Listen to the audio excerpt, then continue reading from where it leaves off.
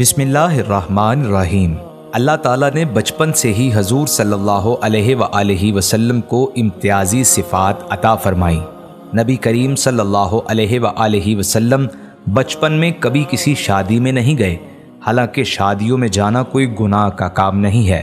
تب شراب حلال تھی، لیکن پھر بھی آپ صلی اللہ علیہ وآلہ وسلم نے کبھی شراب نہیں پی، بلکہ ہمیشہ دودھ کو پسند فرمایا۔ اسی طرح نبوت سے پہلے سود بالکل عام تھا، لیکن آپ صلی اللہ علیہ وآلہ وسلم نے کبھی سود نہیں لیا۔ نبوت سے پہلے بھی نبی پاک صلی اللہ علیہ وآلہ وسلم بتوں سے بہت دور رہا کرتے تھے، اور اللہ نے آپ کو ہر طرح کے گناہوں اور شرک سے پاک رکھا۔ جبکہ ہر طرف بتوں کی پوجا کی جاتی تھی، تب بھی آپ صلی اللہ علیہ وآلہ وسلم کبھی لات و عزیٰ کے سامنے حاضر نہیں ہوئے۔ ایک بار کسی نے آپ کو لات اور عزیٰ کی قسم کھانے کو کہا تو آپ صلی اللہ علیہ وآلہ وسلم نے فرمایا کہ میں لات اور عزیٰ کو مانتا ہی نہیں۔ نبی پاک صلی اللہ علیہ وآلہ وسلم کو 40 سال کی عمر میں نبوت سے نوازا گیا۔ آپ کو نبوت سے پہلے سچے خواب آنا شروع ہو گئے۔ نبوت کی ایک نشانی سچے خواب آنا بھی ہے، جن کو رویا صالحہ کہا جاتا ہے۔ حدیث میں آتا ہے کہ سچے خواب آنا نبوت کا 40واں حصہ ہے۔ نبوت کی ایک نشانی یہ بھی تھی کہ بہت سی چیزیں حضور علیہ الصلاۃ والسلام کو سجدہ کیا کرتی تھیں، جیسا کہ درخت اور پتھر وغیرہ۔ جیسے جیسے نبوت کا وقت قریب آنے لگا تو آپ صلی اللہ علیہ وآلہ وسلم کی یہ کیفیت ہو گئی کہ ان کا دل چاہتا کہ وہ زیادہ سے زیادہ وقت خلوت میں گزاریں اور دنیاوی زندگی سے دور رہیں۔ عبادت کے لیے آپ اکثر غار حرا میں چلے جاتے اور کئی دن وہاں رہتے۔ ایک دن عبادت کے دوران اچانک حضرت جبریل علیہ السلام انسانی شکل میں غار کے اندر آئے اور آپ صلی اللہ علیہ وآلہ وسلم کو سلام کیا۔ پھر آپ سے کہا اقرا، یعنی پڑھو، اور اس طرح سورہ علق کی ابتدائی 5 آیات حضور علیہ الصلاۃ والسلام پر وحی کے طور پر نازل ہوئیں۔ وحی کی اس کیفیت سے آپ صلی اللہ علیہ وآلہ وسلم پر گھبراہٹ طاری ہو گئی۔ وحی کی کیفیت کے حوالے سے روایت ہے کہ آپ صلی اللہ علیہ وآلہ وسلم جب گھر تشریف لائے تو حضرت بی بی خدیجہ رضی اللہ تعالی عنہا سے فرمایا، مجھے کمبل اڑا دو۔ آپ صلی اللہ علیہ وآلہ وسلم کا چہرہ مبارک زرد تھا اور آپ بے حد پریشان دکھائی دے رہے تھے۔ آپ کی یہ حالت دیکھ کر حضرت خدیجہ بھی پریشان ہو گئیں۔ ان کے پوچھنے پر حضور علیہ الصلاۃ والسلام نے پورا واقعہ سنا دیا۔ بعد میں بھی جب وحی کا نزول ہوتا تھا تو آپ کے جسم مبارک سے سردی کے موسم میں بھی پسینہ چھوٹنے لگتا اور یکدم کپ کپی طاری ہو جاتی۔ حضرت بی بی خدیجہ رضی اللہ تعالی عنہا نے سارا واقعہ سننے کے بعد تسلی آمیز لہجے میں کہا کہ آپ تو نہایت ہی ایماندار اور سچے انسان ہیں، غریبوں کی مدد کرتے ہیں اور رشتہ داروں کا خیال کرتے ہیں، تو ایسا کیسے ہو سکتا ہے کہ آپ کے ساتھ کچھ برا ہو؟ اور پھر وہ آپ کو اپنے چچا زاد ورقہ بن نوفل کے پاس لے گئیں۔ ورقہ بن نوفل بہت بڑے راہب اور عالم دین تھے۔ ورقہ بن نوفل نے پورا قصہ سننے کے بعد بی بی خدیجہ رضی اللہ تعالی عنہا سے کہا، خوشخبری ہو اے خدیجہ تمہارے لیے، تمہارے شوہر کے پاس وہ ناموس آیا ہے جو حضرت موسیٰ علیہ السلام پر اترا تھا۔ گویا کہ ورقہ بن نوفل نے گواہی دے دی کہ حضرت محمد صلی اللہ علیہ وآلہ وسلم کے پاس وہی فرشتہ وہی لے کر آیا ہے جو حضرت موسیٰ علیہ السلام کے پاس وہی لے کر آتا تھا۔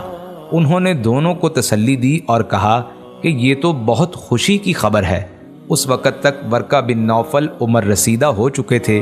انہوں نے اپنی عمر گزر جانے پر حسرت کا اظہار کرتے ہوئے کہا کہ کاش میں جوان ہوتا اور اس وقت تک زندہ رہتا جب آپ دین کی تبلیغ میں مشغول ہوتے تو میں آپ کی مدد کر سکتا۔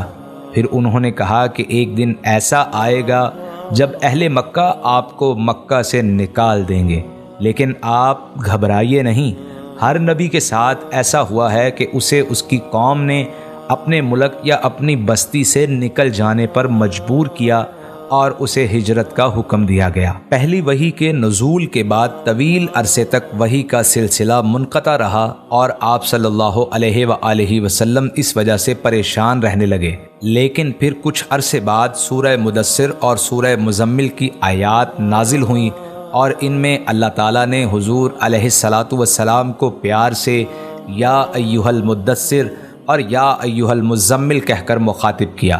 روایت میں آتا ہے کہ آپ صلی اللہ علیہ وآلہ وسلم پر جس وقت سورہ مدثر اور سورہ مزمل کی آیات نازل ہوئیں اس وقت آپ چارپائی پر چادر اوڑھ کر لیٹے ہوئے تھے، چنانچہ اللہ تعالیٰ نے آپ کو اسی کیفیت کی مناسبت سے نام دیتے ہوئے مخاطب فرمایا، اے چادر میں لپٹے ہوئے، اے چادر اوڑھے ہوئے، کھڑے ہو جاؤ اور ڈراؤ اپنے رب کی بڑائی بیان کرو۔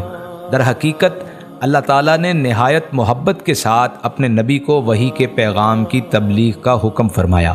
پھر رسول اللہ صلی اللہ علیہ وآلہ وسلم نے بھی اسی پیار و محبت اور حکمت کے ساتھ تمام سختیاں سہتے ہوئے اس پیغام کو سب تک پہنچایا۔ حضور علیہ الصلاۃ والسلام پر مختلف طریقوں سے وحی نازل ہوتی تھی۔ روایت میں حضرت عائشہ صدیقہ رضی اللہ تعالی عنہا بیان فرماتی ہیں کہ جب آپ صلی اللہ علیہ وآلہ وسلم پر وحی نازل ہوتی تو آپ کا سانس رکنے لگتا، چہرہ انور متغیر ہو کر کھجور کی شاخ کی طرح زرد پڑ جاتا، سامنے کے دانت سردی سے کپ کپانے لگتے اور اکثر آپ کو اتنا پسینہ آتا کہ اس کے قطرے موتیوں کی طرح ڈھلکنے لگتے تھے۔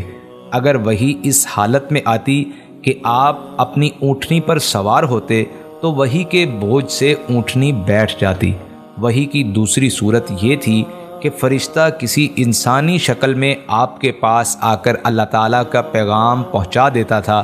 ایسے مواقع پر عموماً حضرت جبریل علیہ السلام مشہور صحابی حضرت دحیہ کلبی رضی اللہ تعالیٰ عنہ کی صورت میں تشریف لایا کرتے تھے۔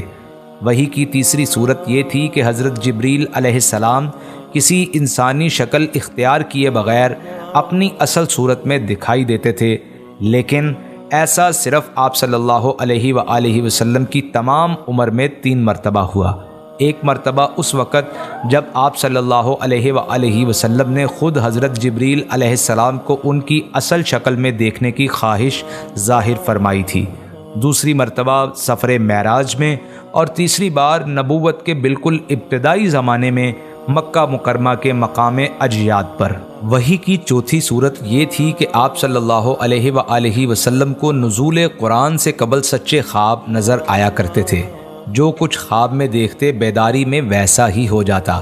وحی کی پانچویں صورت یہ تھی کہ حضرت جبریل علیہ السلام کسی بھی صورت میں سامنے آئے بغیر آپ صلی اللہ علیہ وآلہ وسلم کے قلب مبارک میں کوئی بات ڈال دیتے تھے۔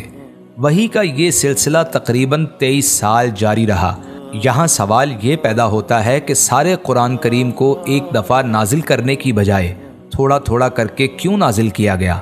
یہ سوال خود مشرکین عرب نے حضرت صلی اللہ علیہ وآلہ وسلم سے کیا تھا۔ باری تعالیٰ نے اس کا جواب خود سورہ فرقان میں دیا ہے۔ ترجمہ: اور یہ کافر لوگ کہتے ہیں کہ ان پر سارا قرآن ایک ہی دفعہ میں کیوں نازل نہیں کر دیا گیا؟ اے پیغمبر، ہم نے ایسا اس لیے کیا ہے تاکہ اس کے ذریعے تمہارا دل مضبوط رکھیں، اور ہم نے اسے ٹھہر ٹھہر کر پڑھوایا ہے، اور جب کبھی یہ لوگ تمہارے پاس کوئی انوکھی بات لے کر آتے ہیں ہم تمہیں اس کا ٹھیک ٹھیک جواب اور زیادہ وضاحت کے ساتھ عطا کر دیتے ہیں۔ اب ہمارا یہ فرض بنتا ہے کہ ہم حسب استطاعت ان احکام الہی کو کتنے ہی پیار، محبت اور حکمت کے ساتھ اگلی نسل تک پہنچائیں۔ اللہ تعالیٰ سے دعا ہے کہ اللہ تعالیٰ حضور علیہ الصلاۃ والسلام کی زندگی پر عمل کرنے کی توفیق عطا فرمائے اور قرآن کریم کو سمجھنے کی توفیق عطا فرمائے۔ آمین ثم آمین۔